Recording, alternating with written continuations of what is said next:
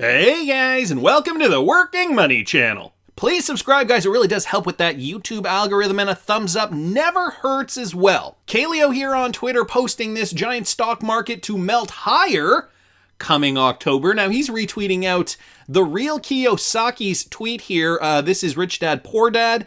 Giant stock market crash coming in October. Why? And then he gives his reasons why. Treasury and Fed short of T-bills, gold, silver, Bitcoin may crash as well. Cash is best for picking up bargains after the crash. He says he's not selling gold, silver, Bitcoin, yet have lots of cash for life after stock market crash. Stocks are dangerous. Be very careful.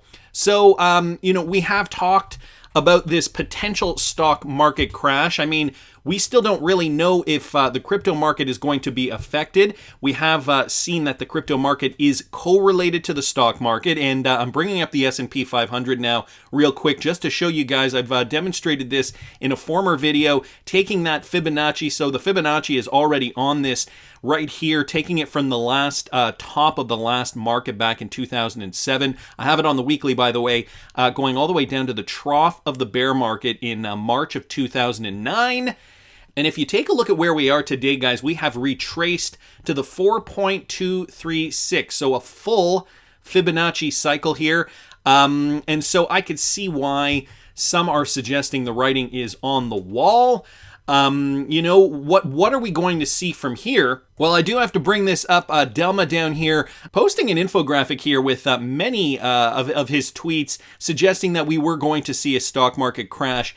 And of course, we did not. We have been in a bull market for stocks for over a decade. And so, here he's saying, for the educated, an economic crash is the best time to get rich. Guess what? The crash is not over. This was posted in April of 2011.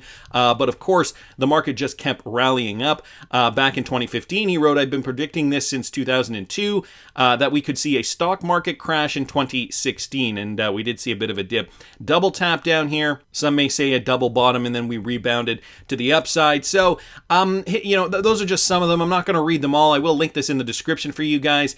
He hasn't really had a great track record with predicting stock crashes. However, this cannot go on forever, and we have seen this top. So just be mindful. Of course, cryptocurrency still just kind of beating to the beat of its own drum. This is Bitcoin. I got it here on the weekly right now, and that China news has slightly affected the price. However, we haven't seen anything too dramatic, at least not yet. Bitcoin trading right now at $43,800, bringing up XRP on the chart here, and not too much to report. With regards to XRP price either, we're up to about 96.4 right now, so just kind of trending in this zone. But we do have to pay attention, guys, just going back to that S&P 500 chart, we do have to pay attention. Let me put it back on the weekly here, because we are at the top here, and if we do see a market crash, I am sure that we will definitely feel it in the crypto space. I don't know by how much. I don't know if it will be as affected. If the S&P does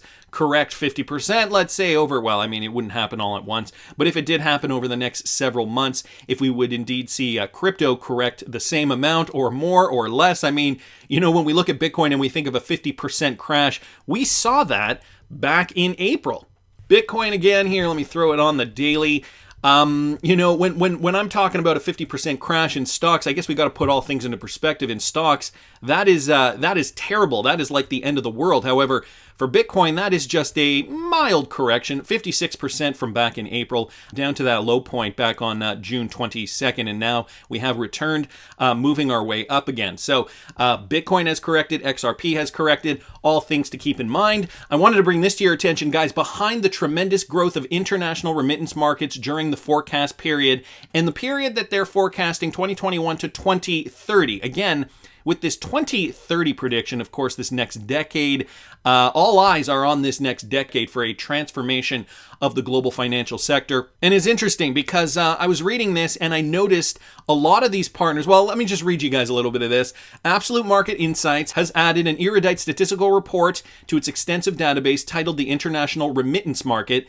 This expansive market study applies primary and secondary research techniques. Drivers and restraints are also explained in detail, which further help helps to evaluate the strengths and weaknesses of certain businesses. Here, let me just go down here. Recent market research report provides insightful knowledge about the global international remittance market. Researchers further also draw attention to the current market scenario, historical records, as well as predictions of the market growth in the near future. Lucrative global regions such as North America, Latin America, Asia Pacific, Europe, and Africa are further examined on basis of productivity and several top-level companies. So this research paper just examining this, moreover, it sheds light on market stimulants and restraints to know more factors impacting market growth.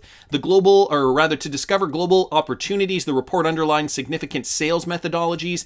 A major portion of this research report further explains major standard operating procedures which tend to influence the progress of international remittance markets. And so, since this paper was particularly on remittances, I thought I would take a look at some of these companies that the key players included in this report, and look at how many of them are Ripple customers, guys. Bank of America, we don't have the Bank of China up there. Citigroup, though, DBS is a Ripple partner. MoneyGram used to be a Ripple partner. We've got Neum up here as well. Not sure about the next few, OCBC or OFX. Do correct me if I'm wrong down in the comment section. I may be missing some of these. But over here, Standard Chartered Bank, we know that they were one of Ripple's original financiers. And then we have World Remit down here as well. So a significant portion on this list are indeed Ripple clients, are indeed Ripple customers. We know that for a fact. Some of them I may have skipped over, but interesting to see how many are making this list. And again, we are forecasting this period for remittances from 2021 to 2030. I wanted to mention this for all of you Vechain holders. Here's some Vechain news. Textile providers to improve supply chain traceability with Vechain SaaS. So Vechain Express, we are proud to launch a new service on the Vechain carbon footprint traceability platform. This blockchain-powered software as a service solution is aimed to revolutionize the way sustainability is tracked in the fashion industry. So fashion is having to transform urgently during the pandemic as well for meaningful progress towards sustainability.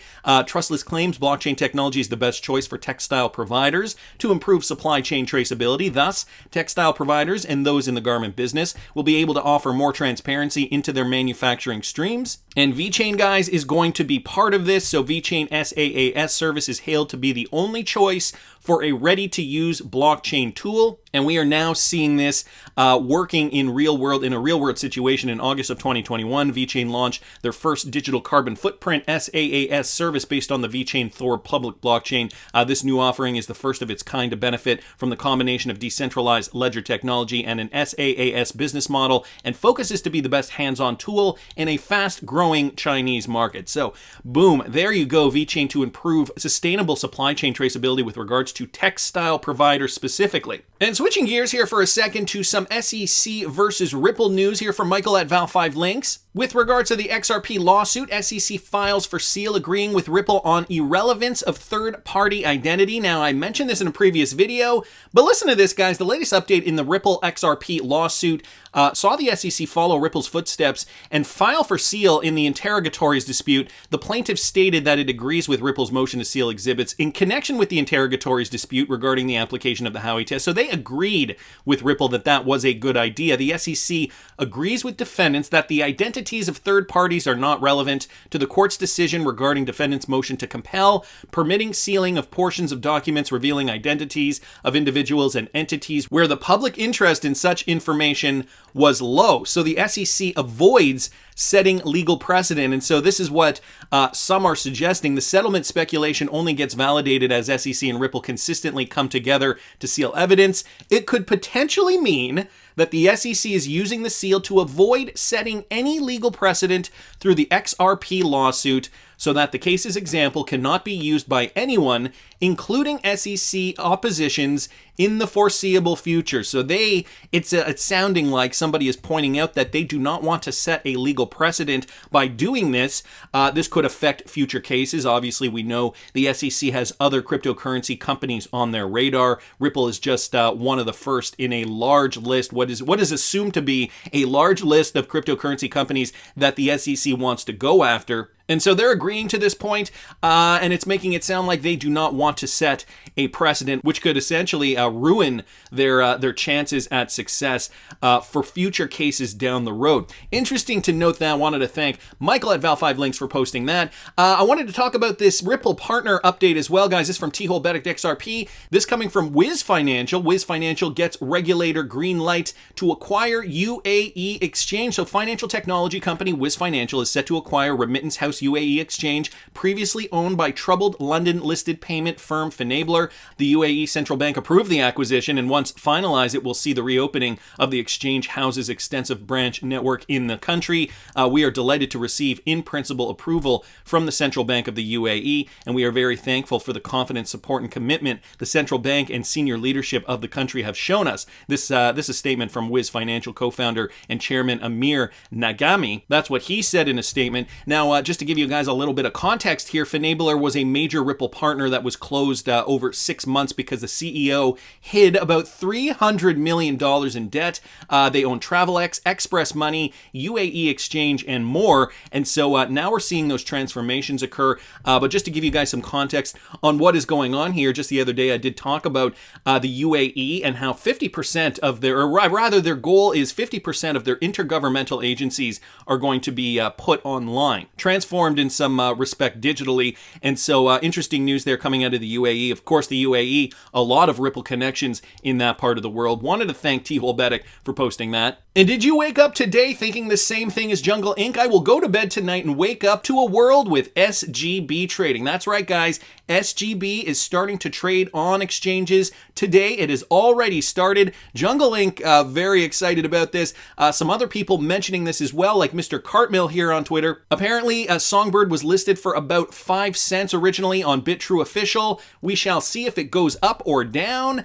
Any thoughts on that? Well, I thought I'd bring this to you guys just to kind of get in on some of this. This is the 5-minute chart. I've got SGB/USDT up here on the 5-minute, and you guys can see it hasn't been trading for that long here. Even if I put it on the 1-minute, this is the 1-minute chart, and we can see right up here, Songbird, the SGB token, did go up as high as 90 cents. Did start right down here at about 5 cents.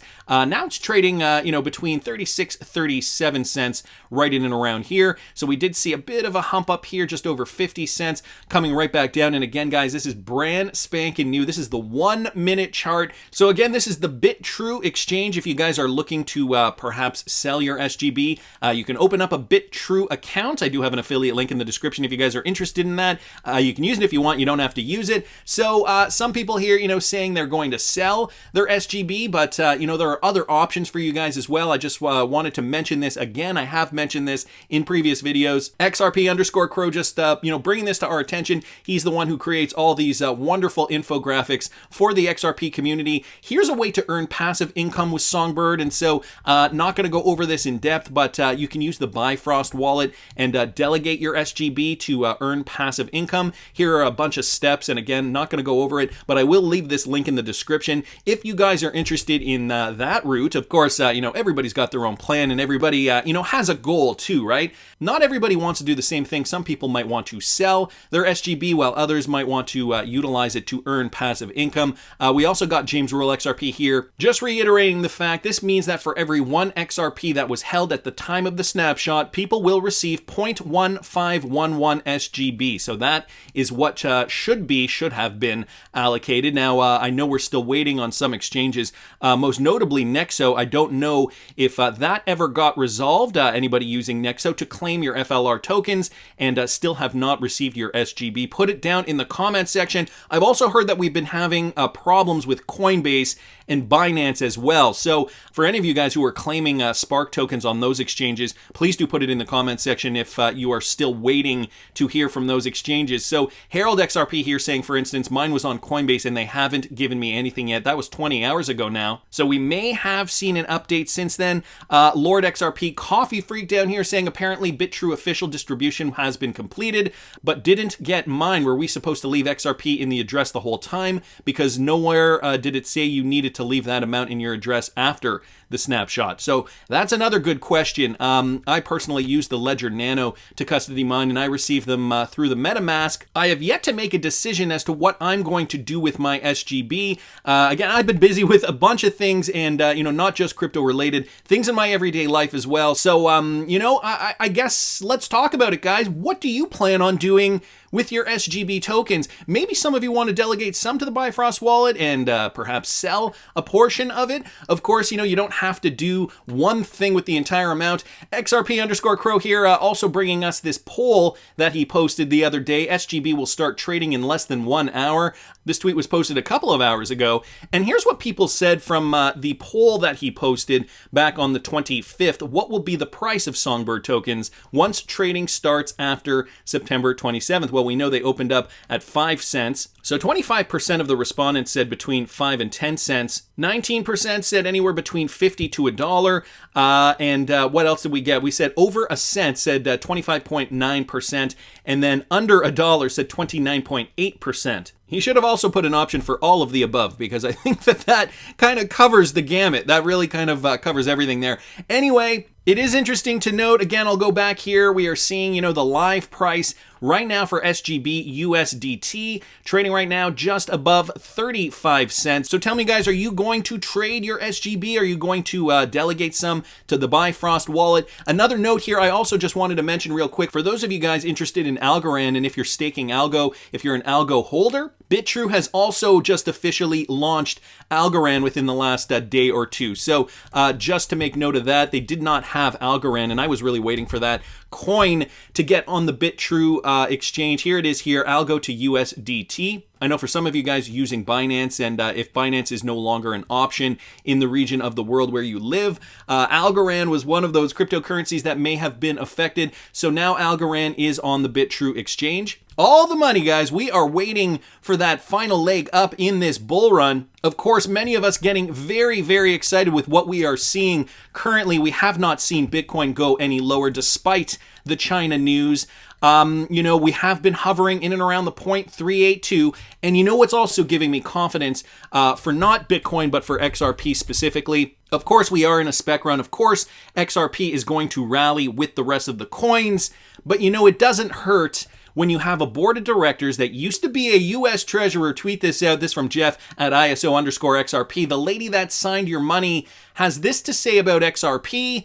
What's in your wallet? Here's the tweet. Now, he added an image down here. Of course, Rosie Rios, her name down here, her signature on U.S. currency. And here's the tweet. Actually, let me just go to the tweet directly. XRP's primary purpose is facilitating cross-border payments, while other cryptos find their value in speculation. China's latest move brings this point home. This is a tweet directly from Rosie Rios, one of the board members now at Ripple, former U.S. treasurer, and she's stating this flat out. Don't be fooled by the speculative moves of other cryptocurrencies. Look at those coins that have value. This is why I'm interested in Algo. This is why I'm interested in VET.